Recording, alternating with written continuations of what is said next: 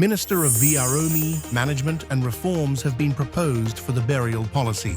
Investigation team visits scene of St. Peter's fatal shooting incident. The sudden and absolutely unexpected passing of Chief Fisheries Officer Dr. Shelley-Ann Cox. SZV reports successful first quarter for senior priority, hours and in-person services.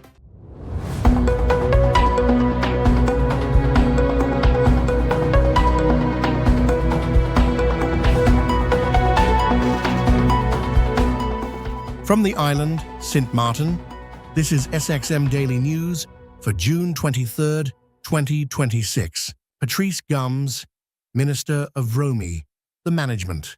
Have any policy reforms been proposed or implemented to improve burial management going forward? At present, policy reforms have not yet included the development of a burial policy by the Ministry of VSA. However, initial discussions have been commended to determine how this matter should be addressed, including consideration of the grave use of cremations, alternative burial practices, and related operational arrangements. These matters remain at the preliminary stage, and no comprehensive report package has yet been formally adopted. The Minister responded to the MPs of Parliament on Monday 22, 2026. Have any operational reforms been considered for burial management? Cremation and grave reuse are also alternative options that are being looked in for burial management. Have any policy reforms been proposed or implemented to improve burial management going forward? At present, policy reforms have not yet included the development of a burial policy by the Ministry of VSA.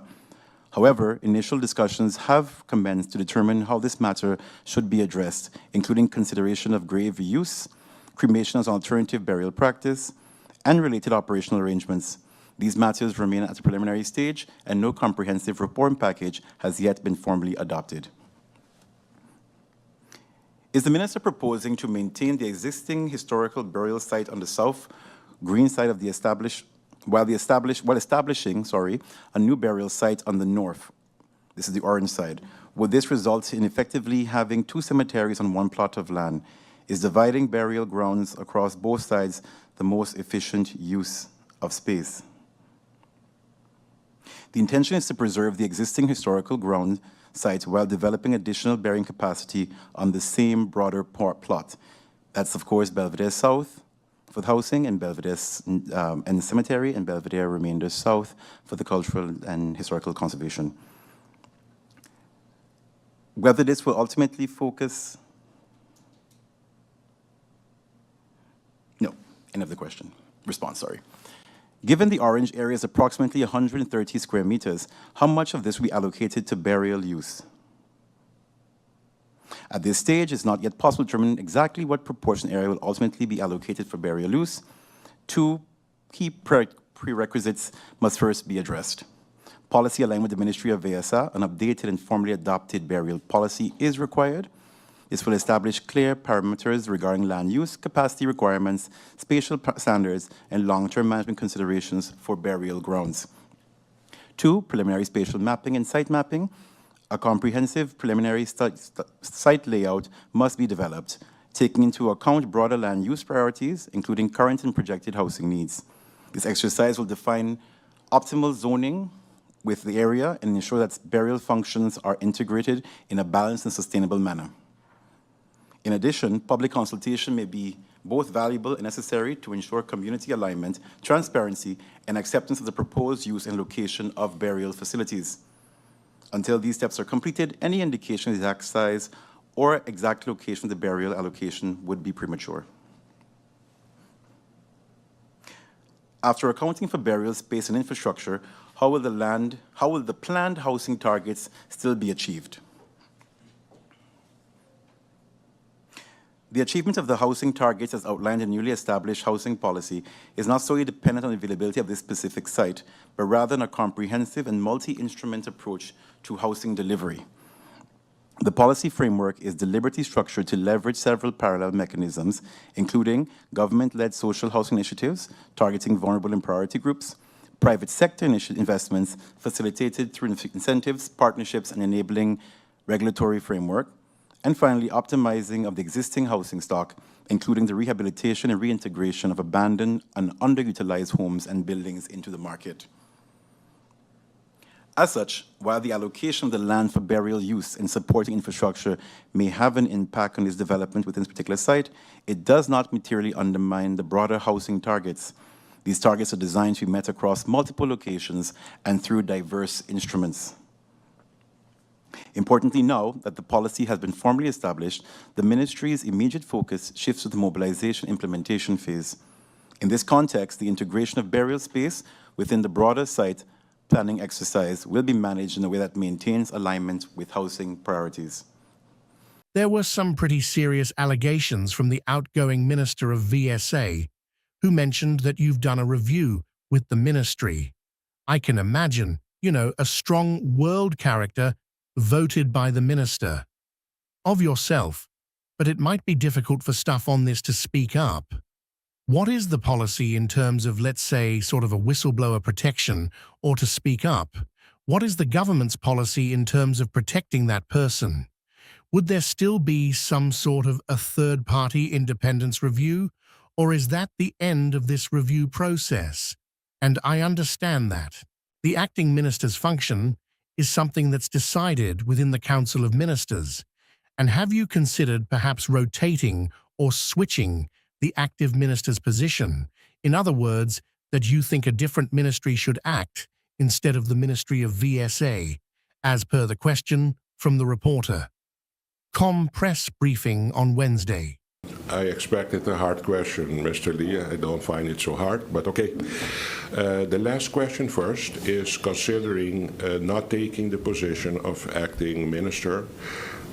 First of all, when you form a government, you sign a government agreement, an accord, then you have a governing program, and the formation phase also, you are going to negotiate portfolios.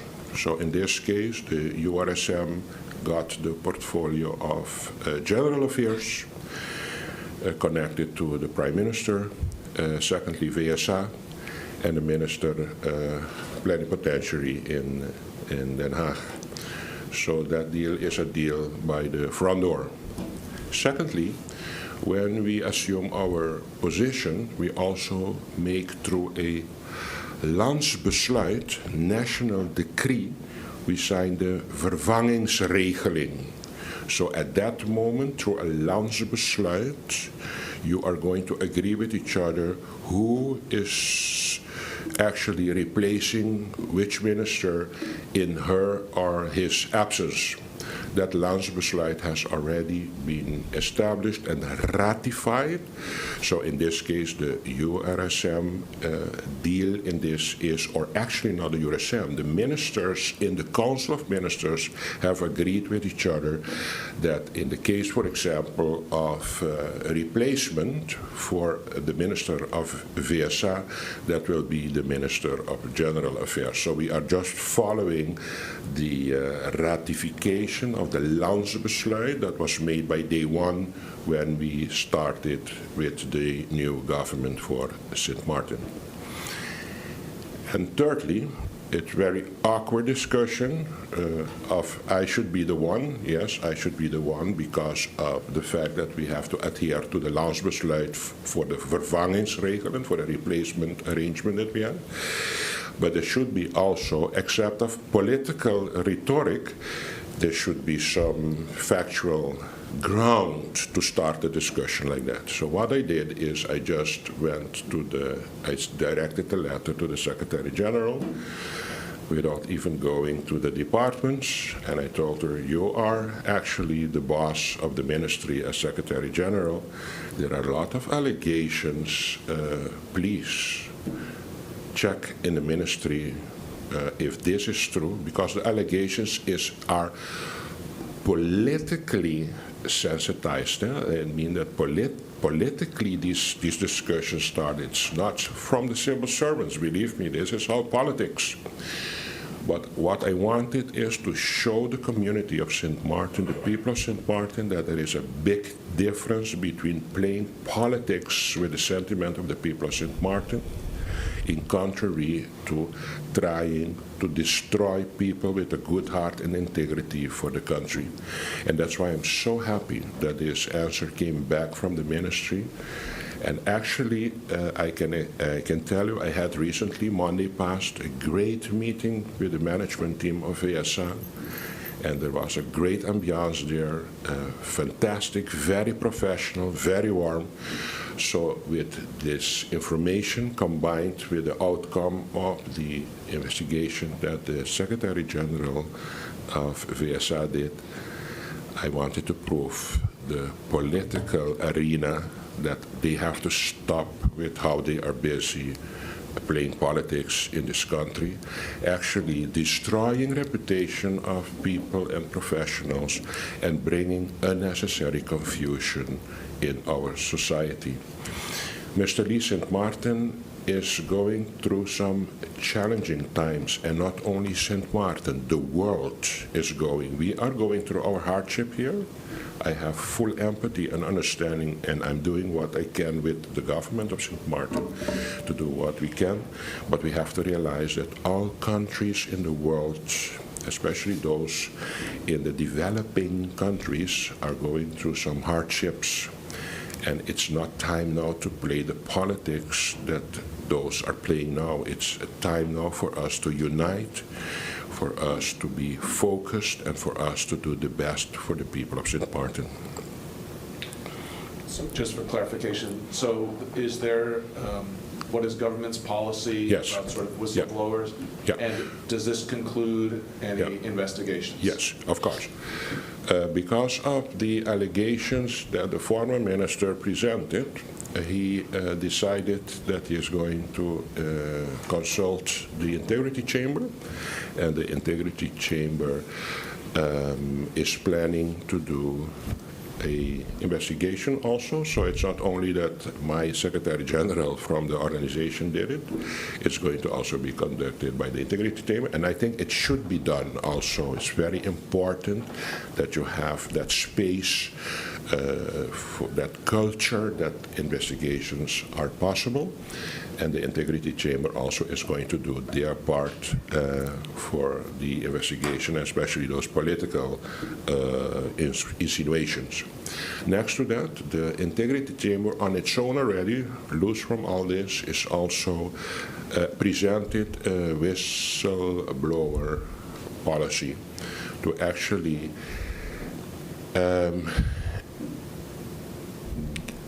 contribute to a work climate in which everybody feels safe to signal when something is not correct on the work floor.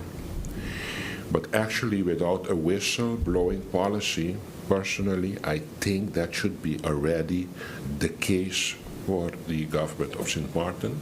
I do believe that there are established channels now that if something uncomfortable happen on the work floor, that there are evident guidelines how that should be taken care of, and the civil servants know that too. We are still living in the perception of retaliation because of politics, how it has been done in the past. People are scared.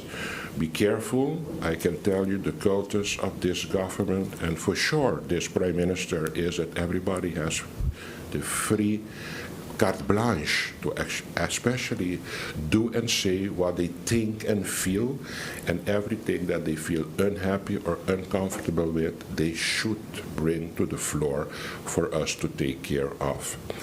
And I can tell you in my specific case, on a daily basis, civil servants knock at my door. They know that I have an open door policy, and whatever they feel is not correct, they even feel that they should come directly to the Prime Minister by still respecting the hierarchy in the organization. They know they have to go through their department heads, but still they have the freedom here that they knock very often at my door, and I appreciate that enormously. St. Martin, June 23, 2026. Representatives of the prosecutor's office Curaçao, together with investigators involved in the Kestrel investigation, conducted a visit on Monday, June 22, 2026, to the location in St. Peters where the fatal police-involved shooting incident occurred on February 13, 2026. The purpose of the visit was to gain a further understanding of the circumstances surrounding the incident and to assess whether additional investigative measures, including a possible forensic reconstruction, could contribute to the ongoing investigation. As previously announced, the prosecutor's office in Curaçao assumed responsibility for the final handling of the investigation in the interest of objectivity and independence. The investigation itself continues to be conducted by the national detectives, Lance Recherche, under the supervision of the prosecutor's office. As part of the investigation, witness statements, forensic evidence, and available video footage continue to be reviewed and analyzed. The site visit forms part of the ongoing efforts to ensure that all relevant facts and circumstances are thoroughly examined before a final decision is made regarding the case. The investigation remains ongoing. In order to safeguard the integrity of the process, no further details regarding investigative findings or potential next steps will be disclosed at this time.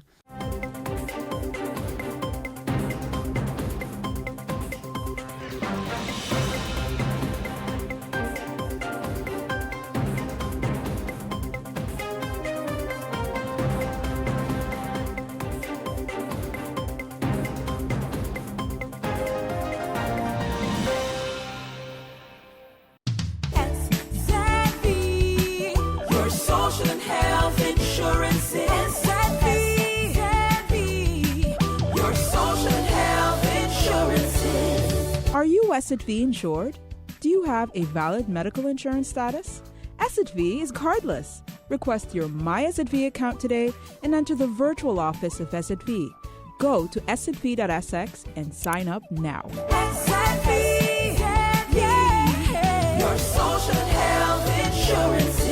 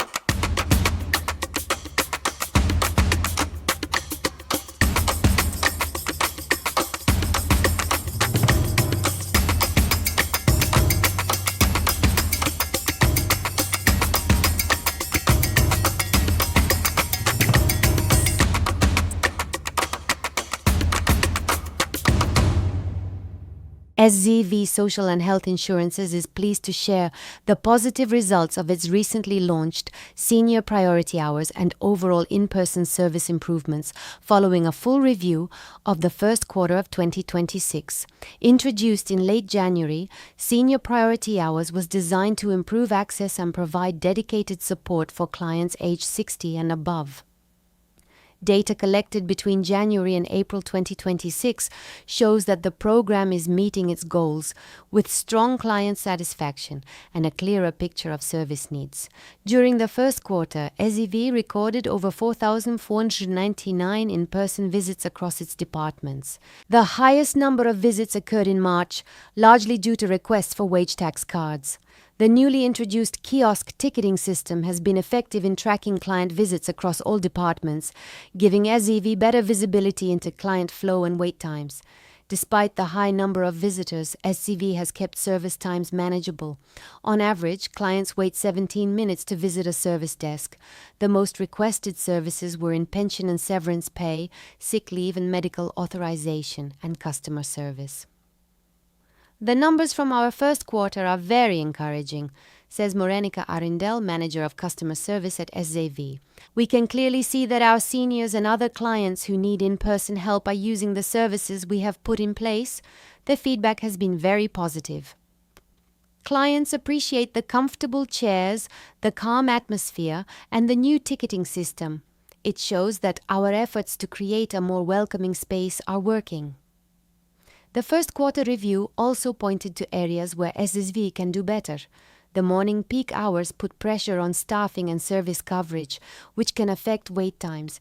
SZV is keeping a close eye on this and will look at whether the current priority hour windows need to be extended to keep wait times low, especially for seniors. SCV is also aware that some clients have experienced delays with digital services and email response time and is working to address these issues. We are committed to keep getting better, adds Elton Felici, Deputy Director of SZV. What we have learned this quarter will shape how we plan ahead. In the second quarter, we will have a full picture across more departments, which will help us improve our services even further and make sure every client gets the support they need. SSV thanks its clients for their continued trust and encourages everyone to keep sharing their feedback. For inquiries regarding SSV services, contact SSV by email at info@ssv.sx or by phone at +1 721 546 6782. Phone lines are open Monday, Friday from 7:30 a.m. to 2 p.m. daily. General information is also available via www.sazziv.sx and SZV's social media channels on Facebook, Instagram, WhatsApp channel, and LinkedIn. Willemstad. Curaçao has taken another significant step in its effort to become an independent member of the World Trade Organization, WTO, by formally appointing Carol Monti as the island's chief negotiator for the accession process. The Council of Ministers has officially designated Monti to lead negotiations on behalf of Curaçao as the country continues its pursuit of membership in the international trade body. Curaçao has been engaged in the accession process since March 2020, when WTO members accepted its application and established a working party to examine the island's bid for membership as a separate customs territory. Under the new arrangement, Monti will operate from the Office of the Prime Minister at Fort Amsterdam and will represent Curaçao in negotiations and discussions in Geneva, Switzerland, where the WTO is headquartered. He will be supported by specialists from the various ministries involved in trade, economic development, finance, and related policy areas. As part of his mandate, Monti has been tasked with developing a roadmap for the accession process and reporting to the Council of Ministers every 6 months on the progress of negotiations. The appointment formalizes a role Monti has effectively played for several years. He has been closely involved in Curaçao's WTO ambitions since the beginning of the process and previously represented the island before WTO members when Curaçao's application was accepted in 2020. At the time, he described the move as a historic moment and emphasized Curaçao's desire to participate directly in the global trading system. Curaçao's bid is unique within the Kingdom of the Netherlands. While Curaçao is already covered by WTO agreements through the Kingdom, the island is seeking independent membership as a separate customs territory, allowing it to participate directly in WTO decision-making and trade negotiations. According to WTO records, Curaçao became an observer government in March 2020, after which a special working party was established to oversee its accession process. The process toward full membership is complex and requires the country to demonstrate that its trade regime complies with WTO rules and obligations. Negotiations involve reviews of legislation, customs procedures, trade policies, intellectual property protections, services regulations, and market access commitments. WTO accession negotiations can take several years to complete, depending on the scope of reforms required and the progress of discussions with member states.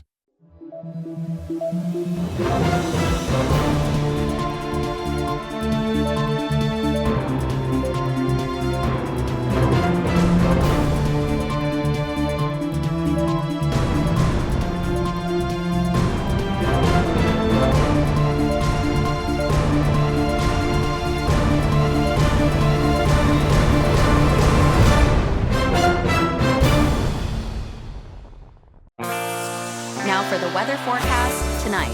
Fair to partly cloudy and breezy with isolated showers. Wednesday morning through evening, variably cloudy, breezy, and slightly hazy. Isolated showers are possible. Surface winds tonight through Wednesday evening, east-northeast to east-southeast, with a gentle to moderate breeze at 8 to 16 mmHg and higher gusts. State of the sea, slight to moderate waves, swells 2 to 5 feet. Outlook through Thursday evening. Fair to partly cloudy and slightly hazy. Isolated showers are likely. And now your 3-day forecast.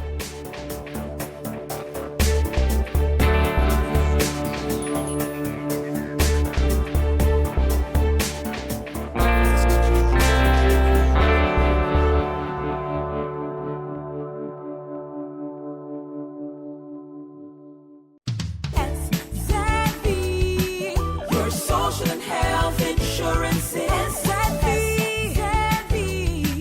your social and health insurances. Are you SXV insured?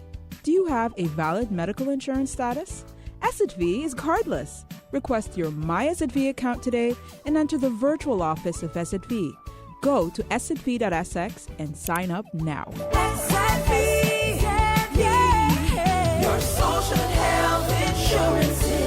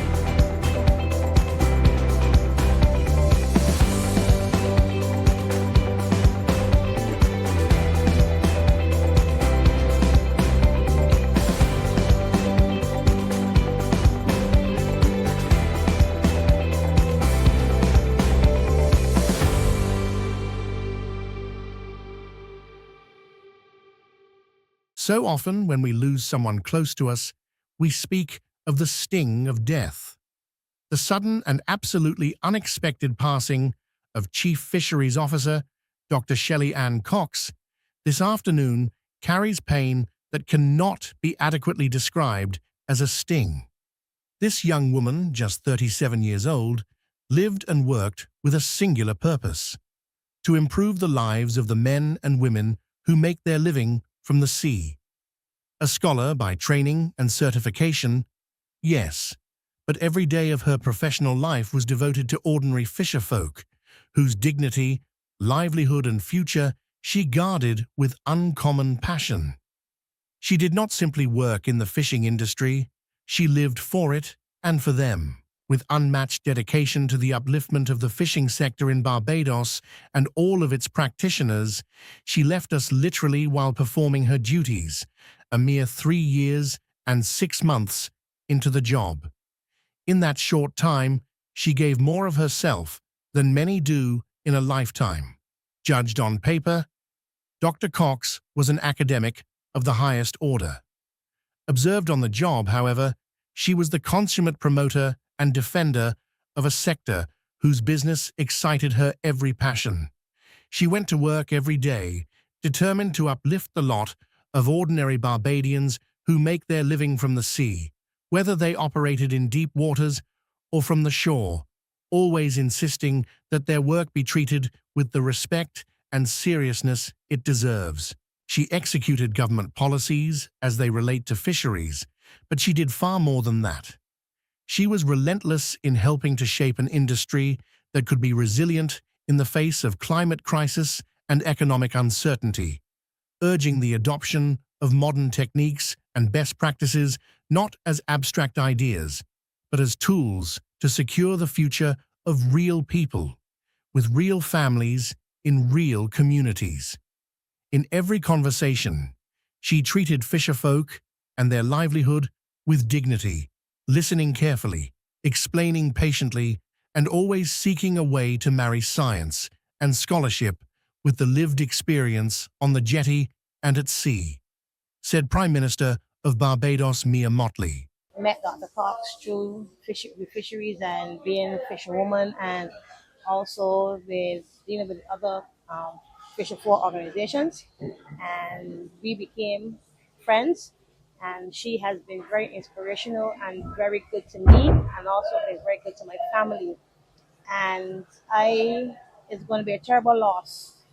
It's a very terrible loss to me because I was right there at Western when it happened, and it hit different than because you will hear somebody pass away, but to actually see it there yourself, to be there when all the commotion and when all everything is happening and unfolding was very different.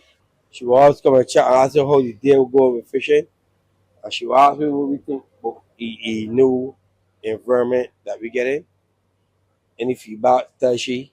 If you don't like it, tell her. And she was very nice. I have no problem with her. And I was shocked when I hear Dr. Cox dead. But I only say on before my boss. But if he did put on Sharian, I would know. But it hurt me deep when I went across and I had eye yesterday. And here is Sharian. Very young, nice lady.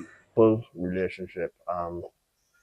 She's someone who was always approachable. She worked tirelessly during Hurricane Beryl to make sure that fish markets returned to normalcy. She was some person that you can stop and have a word with, and she loved the fishing industry. She lived for the fishing industry. She was some person who, in terms of helping government create legislation and policy, she was always there. And her vision was to see that fish markets infrastructure improves to an international level. She has been a very good lady to the fisher folks. She looks out for our interests, because lots of times there were other fisheries officers before her, and I've never seen them really down here and, coming to look at the interests for the fisher folks and stuff like that. And even in the COVID, when that we were struck with devastation, Miss Cox was there every day. She was here. She came down and made sure that everybody put in their names to get the financial support they need. And it's really sad. I mean, it was really, really sad. This is our SXM Daily Newscast. Thank you for joining us.